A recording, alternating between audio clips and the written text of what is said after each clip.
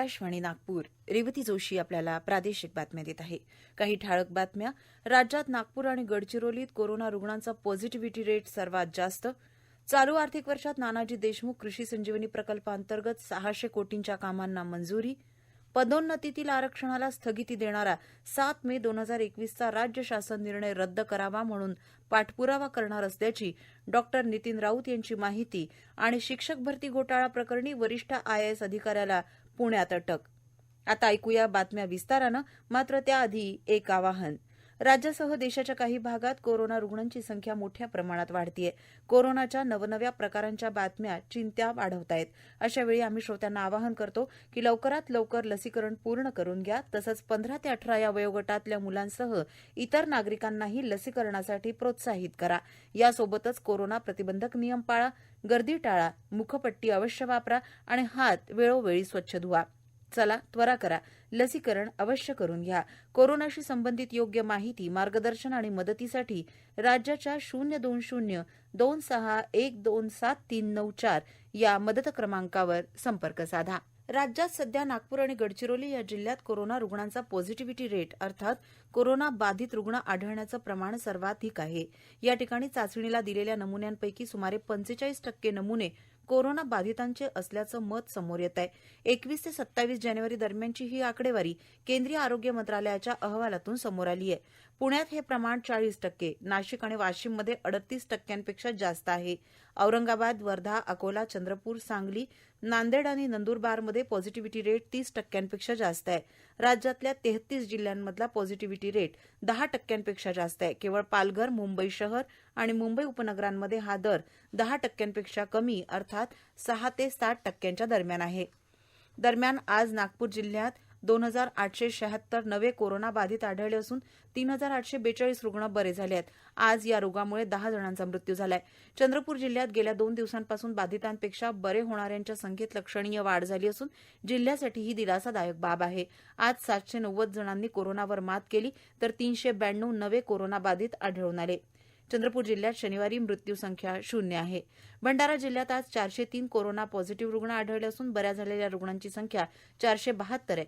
गडचिरोली जिल्ह्यात आज कोरोनामुळे 2 जणांचा मृत्यू झाला. शिवाय 268 नवे बाधित आढळून आले तर 374 रुग्ण या आजारातून बरे झालेत.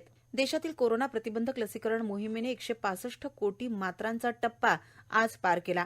देशातल्या 93 कोटी 88 लाखांहून जास्त नागरिकांना पहिली तर 70 कोटी 17 लाखांहून अधिक जणांना कोरोना प्रतिबंधक लशीची दुसरी मात्रा देण्यात आली आहे. सुमारे 1 कोटी 7 लाख जणांना वर्धक मात्राही मिळाली आहे. 15 ते 18 वर्ष वयोगटातील 1.5 कोटींहून अधिक मुलांना लशीची पहिली मात्रा देण्यात आल्याची माहिती केंद्रीय आरोग्यमंत्री मनसुख मांडवीय यांनी दिली. राज्यातील 15 कोटींहून अधिक लाभार्थ्यांना कोरोना प्रतिबंधक लस मिळाली आहे. राज्यातल्या सुमारे 8,40,000 रुग्णांनी वर्धक मात्रा घेतली आहे. दरम्यान महाराष्ट्रात काल कोरोनामुळे 103 रुग्णांच्या मृत्यूची नोंद झाली. सध्या राज्यात किराणा दुकानात वाईन विक्रीला परवानगी दिल्याने विरोधक आणि सत्ताधारी एकमेकांवर टीका करताना दिसतायत.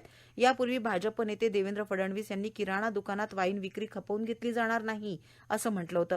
फडणवीसांच्या विधानाला राज्याचे उपमुख्यमंत्री अजित पवार यांनी उत्तर दिलंय. पवार म्हणाले की वाईन आणि दारूमध्ये जमीन आसमानाचा फरक आहे. आपल्या राज्यातले अनेक शेतकरी वेगवेगळ्या प्रकारची फळं तयार करतात. द्राक्षातून, काजूतून वाईन तयार केली जाते.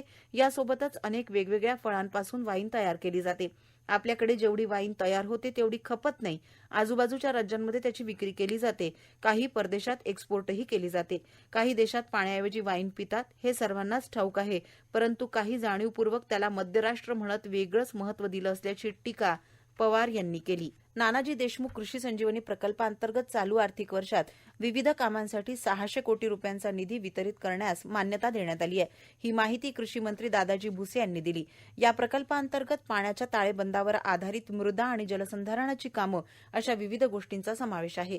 हवामान बदलाला अतिसंवेदनशील असलेल्या विदर्भ आणि मराठवाड्यातील 4210 गावं तसंच विदर्भातील पूर्णा नदीच्या खोऱ्यातल्या खारपाण पट्ट्यातील 932 गावं अशा एकूण 5142 गावांमध्ये 6 वर्षांसाठी जागतिक बँकेच्या अर्थसहाय्यानं सुमारे 4000 कोटी रुपयांच्या अंदाजित खर्चाचा नानाजी देशमुख कृषी संजीवनी प्रकल्प राबवण्यात येतोय असंही भुसे यांनी सांगितलं.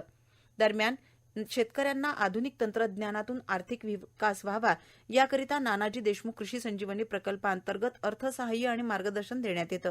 याच मार्गदर्शनाच्या आधारावर अमरावती जिल्ह्यातील चांदूर बाजार तालुक्यातील मासोद इथला युवा शेतकरी प्रथमेश किटुकले यांनी पारंपरिक शेतीला फाटा देत आधुनिक शेती करीत ढोबळी मिरची उत्पादनातून महिन्याला 1,75,000 रुपये निव्वळ नफा कमावलाय. प्रथमेशने ग्रॅज्युएशनपर्यंत शिक्षण पूर्ण केलं. नानाजी देशमुख कृषी संजीवनी प्रकल्पाअंतर्गत 75% अनुदान घेऊन शेतातील अर्ध्या एकर जागेवर पॉलीहाऊस उभारलं. याच पॉलीहाऊसमध्ये त्यांनी ढोबळ्या मिरचीचं उत्पादन घेतलंय. शेतीशास्त्राचं आधुनिक ज्ञान, हवामानात होणारे बदल टिपत या शेतकऱ्याने खत आणि फवारणीचं नियोजन केलं आणि त्यातूनच ढोबळ्या मिरचीची अत्याधुनिक शेती यशस्वी केली आहे. या प्रादेशिक बातम्या आपण आकाशवाणीच्या नागपूर केंद्रावरून ऐकत आहात. आमच्या केंद्रावरील सर्व बातम्या ऐकण्यासाठी आणि ताज्या घडामोडी जाणून घेण्यासाठी Marathi news Nagpur all India radio या आमच्या युट्यूब वाहिनीला नक्की सबस्क्राईब करा. सर्वोच्च न्यायालयानं पदोन्नतीतील आरक्षण वैध ठरवलं असून हा निकाल ऐतिहासिक आणि दूरगामी परिणाम करणारा आहे. या निकालाचं मी मनपूर्वक स्वागत करतो असं मत राज्याचे ऊर्जा मंत्री आणि नागपूर जिल्ह्याचे पालकमंत्री डॉक्टर नितीन राऊत यांनी केलंय. सर्वोच्च न्यायालयाच्या निकालाने राज्य सरकारला पदोन्नतीत आरक्षण देण्याचा अधिकार आहे हे सर्वोच्च न्यायालयाने पुन्हा एकदा स्पष्ट केलंय. तसंच हे आरक्षण संवर्गनिहाय असून त्याचा क्वांटिफायबल डाटा तयार करून राज्यांना आरक्षण देता येईल. राज्यात मागासवर्गीयांना आरक्षण कायदा लागू करण्यासाठी आपण गेल्या 20 वर्षांपासून लढा देतो आहोत. 2004चा आरक्षण कायदा हे त्याचंच फलित आहे. पदोन्नतीत आरक्षण ही संकल्पना न्यायालयाने मान्य केली आहे हे आपण वारंवार जाहीरपणे उपसमिती आणि इतर बैठकांमध्ये स्पष्टपणे सांगितलं होतं. तरी सुद्धा 7 मे 2021चा शासन निर्णय काढून या पदोन्नतीला खोडा घालण्यात आला. राज्य शासनाने 7 मे 2021चा शासन निर्णय रद्द करून पदोन्नतीतील आरक्षणाची अंमलबजावणी करावी यासाठी आपण प्रयत्न करणार असल्याचं डॉक्टर राऊत म्हणाले. राज्य परिवहन मंडळाचे एसटी कर्मचारी विलिनीकरणाच्या मागणीवर आजही ठाम आहेत. संपाची कोंडी फुटत नसली तरी काही कर्मचारी संप सोडून कामावर परतत असल्यामुळे प्रवासी वाहतूक काही प्रमाणात सुरू झाली आहे. संपामुळे तब्बल 90 दिवस बंद असलेली प्रवासी वाहतूक आता 29 बसेसच्या माध्यमातून पूर्ववत करण्याचा प्रयत्न सुरू झाला आहे. निवडणूक विषयक कामात अमरावती विभागात चांगलं काम केल्याबद्दल वाशिमचे जिल्हाधिकारी आणि जिल्हा निवडणूक अधिकारी षण्मुगराजन एस यांची राज्य निवडणूक आयोगानं अमरावती विभागातील उत्कृष्ट जिल्हा निवडणूक अधिकारी म्हणून निवड केली आहे. झोपडपट्टी पुनर्वसनावर भर देऊन प्रधानमंत्री आवास योजनेचं घरकुल गरीब गरजू नागरिकांना द्या. त्याचबरोबर पाणी पुरवठा आणि स्वच्छतेवर अधिक लक्ष देऊन योजनेचा निधी कालमर्यादेत खर्च करा अशी सूचना खासदार डॉक्टर विकास महात्मे यांनी संबंधित यंत्रणेला दिली आहे. जिल्हा समन्वय विकास आणि संनियंत्रण समितीची बैठक उपजिल्हाधिकारी कार्यालयात महात्मे यांच्या अध्यक्षतेखाली घेण्यात आली. त्यावेळी ते बोलत होते. राष्ट्रीय जैवविविधता प्राधिकरण चेन्नई यांनी वर्ष 2023च्या पुरस्कारांसाठी अर्ज मागवले आहेत. इंडिया बायोडायव्हर्सिटी पुरस्कार हा राष्ट्रीय जैवविविधता प्राधिकरण, केंद्रीय पर्यावरण मंत्रालय आणि संयुक्त राष्ट्र विकास कार्यक्रम यांचा संयुक्त उपक्रम आहे. जैवविविधता संरक्षण आणि संवर्धन क्षेत्रात उत्कृष्ट कार्य केलेल्या व्यक्ती, संस्था, विभाग, जैवविविधता व्यवस्थापन समिती, समुदाय आणि उद्योगांचा सत्कार करण्यासाठी हा पुरस्कार दिला जातो. 4 घटकात हा पुरस्कार देण्यात येईल. प्रत्येक वर्गवारीतील विजेत्याला स्मृतिचिन्ह, प्रमाणपत्र आणि 5 लाख रुपये रोख असं पुरस्काराचं स्वरूप आहे. यासाठीचे प्रवेश अर्ज राष्ट्रीय जैवविविधता प्राधिकरण चेन्नई यांच्या nbaindia.org या संकेतस्थळावर उपलब्ध आहेत. चंद्रपूरच्या बल्लारपूर रोडवर निर्माणाधीन असलेल्या कॅन्सर हॉस्पिटलची जिल्ह्याचे पालकमंत्री विजय वडेट्टीवार यांनी नुकतीच पाहणी करून बांधकामाचा आढावा घेतला. टाटा ट्रस्टच्या सहकार्याने इथे कॅन्सर हॉस्पिटल उभं राहत असलं तरी भविष्यात वैद्यकीय सुविधा, मनुष्यबळ आदी बाबतीत ते व्यवस्थित सुरू राहिलं पाहिजे. यासाठी रुग्णालयाकरता लागणारा 40 कोटींचा प्रस्ताव त्वरित वैद्यकीय शिक्षण विभागाकडे पाठवावा अशा सूचना त्यांनी केल्या. कोविड-19मुळे सुरू झालेल्या ऑनलाईन शिक्षण पद्धतीच्या पार्श्वभूमीवर महाराष्ट्र राज्य अध्यापक विकास संस्था आणि राज्यातील 9 शैक्षणिक संस्था यांच्यामध्ये उच्च आणि तंत्र शिक्षण मंत्री उदय सामंत यांच्या उपस्थितीत काल सह्याद्री अतिथीगृह इथे सामंजस्य करार करण्यात आले. देशाच्या विकासाला गती देण्यात मोठी भूमिका निभावणाऱ्या युवा पिढीचं मानसिक आरोग्य सांभाळणं गरजेचं आहे. त्यामुळे या शैक्षणिक संस्थांनी बदललेली जीवनशैली, विद्यार्थ्यांचं करिअर, मानसिक आरोग्य, माहिती तंत्रज्ञान आदींविषयी मार्गदर्शन करावं असं आवाहन त्यांनी यावेळी केलं. शिक्षक पात्रता परीक्षा टीईटी 2020 मध्ये 7,880 अपात्र उमेदवारांना पात्र ठरवल्याचा प्रकार समोर आलाय. पुण्याचे पोलीस आयुक्त अमिताभ गुप्ता यांनी काल पत्रकार परिषदेत ही माहिती दिली.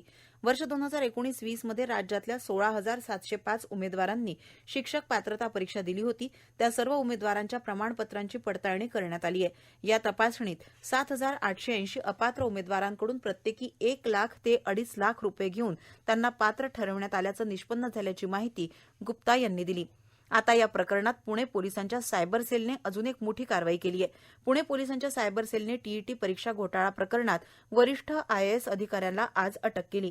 अटक करण्यात आलेल्या आयएएस वरिष्ठ अधिकारी असल्याची माहिती समोर आली असून पुणे पोलिसांच्या सायबर सेलने या गैरव्यवहार प्रकरणी अधिकाऱ्याला अटक केली आहे. डिसेंबर 2020 पर्यंत हे वरिष्ठ अधिकारी शिक्षण विभागातच कार्यरत होते. प्रशासकीय सेवेतील मोठ्या अधिकाऱ्याचा शिक्षक भरती घोटाळ्यात सहभाग आढळून आल्यामुळे एकच खळबळ उडाली आहे. विदर्भात आज सर्वात कमी तापमान गोंदिया जिल्ह्यात 7.4 अंश सेल्सिअस इतकं नोंदवण्यात आलं असून त्या खालोखाल नागपूर इथे सर्वात कमी तापमानाची म्हणजे 7.6 अंश सेल्सिअस इतक्या तापमानाची नोंद करण्यात आली. नागपूरच्या प्रादेशिक हवामान खात्याने वर्तवलेल्या अंदाजानुसार आज आणि उद्या नागपूरचं हवामान निरभ्र राहण्याची शक्यता आहे. शेवटी पुन्हा काही ठळक बातम्या. राज्यात नागपूर आणि गडचिरोलीत कोरोना रुग्णांचा पॉझिटिव्हिटी रेट सर्वात जास्त.